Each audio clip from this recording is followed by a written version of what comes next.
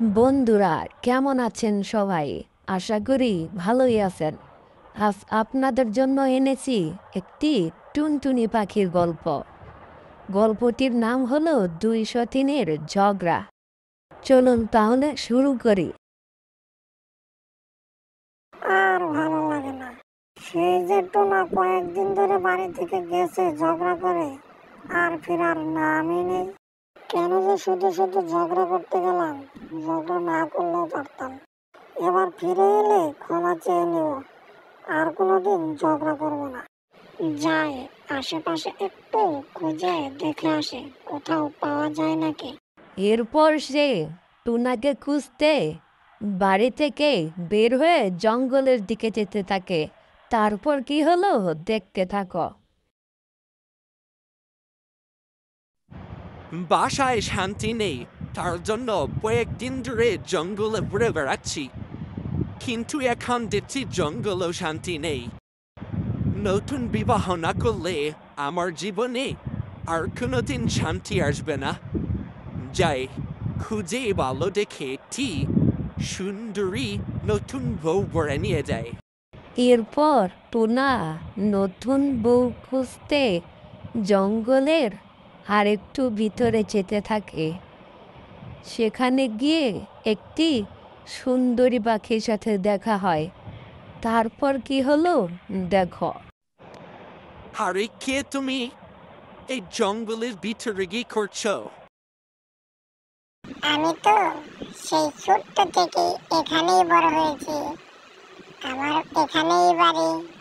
তুমি কে? আমি এই জঙ্গলের পাশে আমার বাড়ি।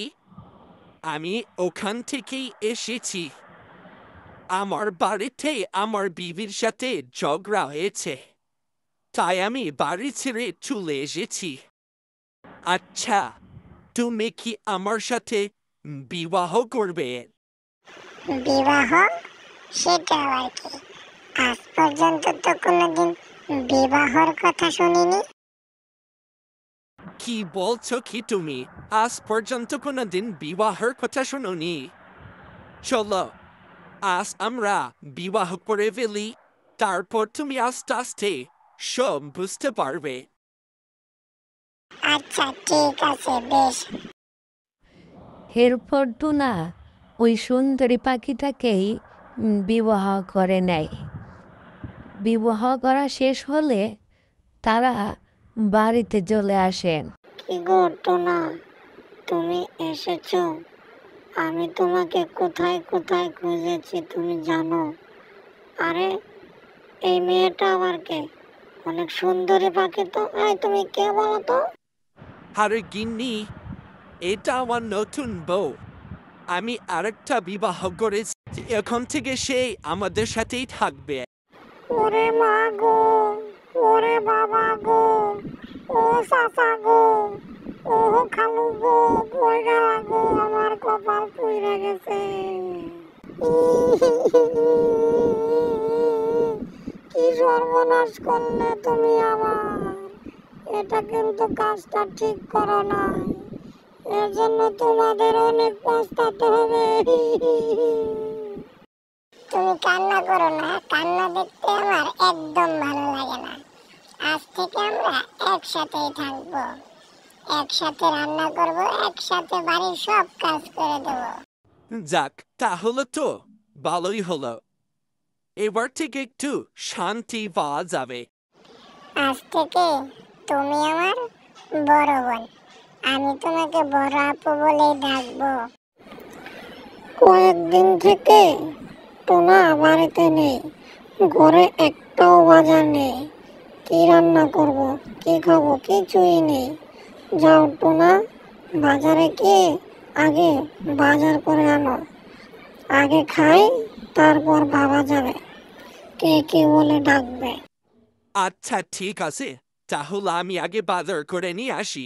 এরপর টোনা বাজার করতে বাজারের দিকে চলে যায়। এভাবে কিছুদিন ভালোই চলতে থাকে।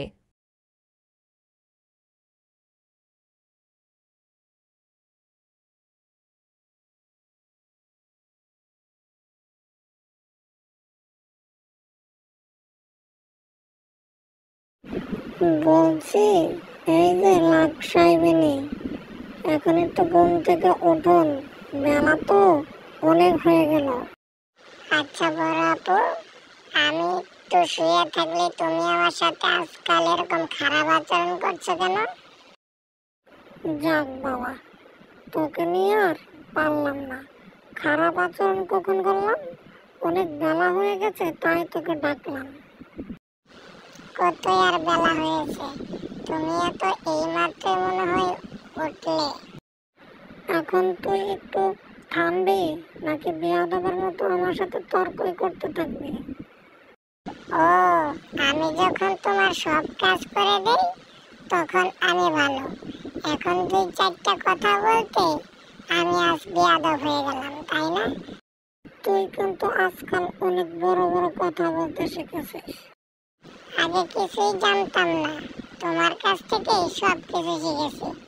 আমার এই বাড়ি ঘর বিষয় সম্পত্তি সব আলাদা আলাদা করে দিতে হবে, তা না হলে আমি তোমাদের এই সংসারে আর থাকবো না।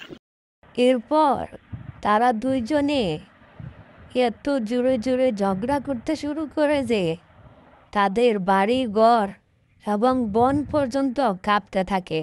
কিছুক্ষণ পর টুনা বাড়িতে চলে আসে, এসে দেখে দুজনের ঝগড়া যেন বেড়েই চলেছে। তারপর কি হলো দেখতে থাকো। কি হলোটা কি বাড়িতে? তোমরা কি দুজনেই ঝগড়া করতে করতে বাড়ি ঘর ভেঙে ফেলবে নাকি? ভাবলাম ঝগড়ার জন্য নতুন বিবাহ করলাম, সেইখানেও ঝগড়া। আরে বাবা, ঝগড়া কি আমার পিছু ছাড়বে না, নাকি তোমাদের দুজনকে আমি বাড়ি থেকে বের করে দেব? আরে নতুন বউ, তোমার ব্যবহার আজকাল একটু ভালো যাচ্ছে না। কি হয়েছে তোমার বলো তো? নাকি তোমাকে সত্যি সত্যি গান্থানি বাড়ি থেকে বের করে দেবো? সব সত্যটা বলো। আমাকে সংসার আলাদা করে দিতে হবে, আমি এই এক সংসারে আর থাকবো না। সব কাজ আমি করি, তারপরেও আমি বেশি বেশি কথা শুনি। আচ্ছা বেশ, সংসার আলাদা করে নিবি তো? তাহলে তুই সংসার আলাদা করে নে। আমি আর তোদের সংসারে আর থাকতে চাই না, আমারও সংসার আলাদা দরকার। আচ্ছা বেশ, আমার কাছে এর সহজ একটি সমাধান আছে। আমাকে একটু সময় দাও, তারপর আমি তোমাদের দুজনের সংসার আলাদা করে দেব। গিন্নি শোনো, তোমাকে বলছি, কাল তুমি আমার সাথে একটু বাইরে যাবে। আচ্ছা বেশ, সে পরে দেখা যাবে।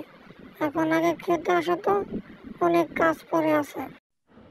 আর নতুন বউ, তুমি একটু এদিকে আসো, তোমার সাথে একটু জরুরি কথা আছে। এখন কোনো কথা বলার সময় নেই, এখন খাওয়ার সময় শেষ হয়ে যাচ্ছে।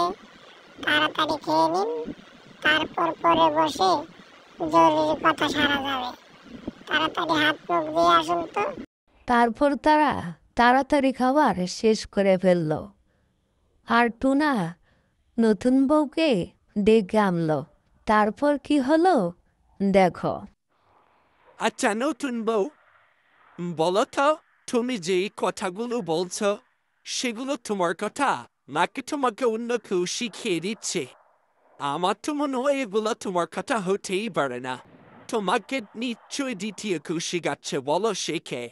সত্য কথা বলবো, কালো কাক আমাকে এইসব করতে শিখিয়ে দিয়েছে।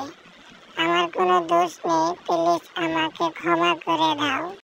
ও আচ্ছা, তাহলে এই ব্যাপার। ওই কাক পেটাকে তো একটি শাস্তি দিতেই হবে। এরপর টোনা ওই কাকটার সাথে দেখা করার জন্য জঙ্গলে চলে যায়। কি ব্যাপার কাকুলি দিদি, তুমি আমার নতুন বউকে খুব বুদ্ধি কেন দিচ্ছ? আরে ভাই টুনা, তুমি আমাকে ভুল বুঝছো কেন? আমি তাকে শুধু বলেছিলাম সে যেন তার সংসারের সব দায়িত্ব নিজেই নিয়ে নেয়। এইটা কোনো কথা হলো? আমি তোমাকে অনেক বুদ্ধিমান পাখি ভাবতাম, তুমি আমার বউকে দুনিয়ার খুব বুদ্ধি দিয়ে বেড়াচ্ছ। কাজটা তুমি ঠিক করে নেই, তুমি আজকের পর থেকে আমার নতুন বউয়ের সঙ্গে কোনো কথা বলবে না। আর যদি কোনো দিন কোনো কুবুদ্ধি দাও তাহলে আমার থেকে খারাপ আর কেউ হবে না বলে দিলাম। আচ্ছা টোনা ভাই, আমার ভুল হয়ে গেছে। আমি আর কোনো দিন তোমার বউকে কিচ্ছু বলবো না। এরপর টোনা তার দুই বউকে নিয়ে সুখে শান্তিতে সংসার করতে থাকে। আজকের গল্পটি এই পর্যন্তই। ভিডিওটি ভালো লাগলে অবশ্যই লাইক, কমেন্ট এবং সাবস্ক্রাইব করে দিবেন প্লিজ। ধন্যবাদ সবাইকে।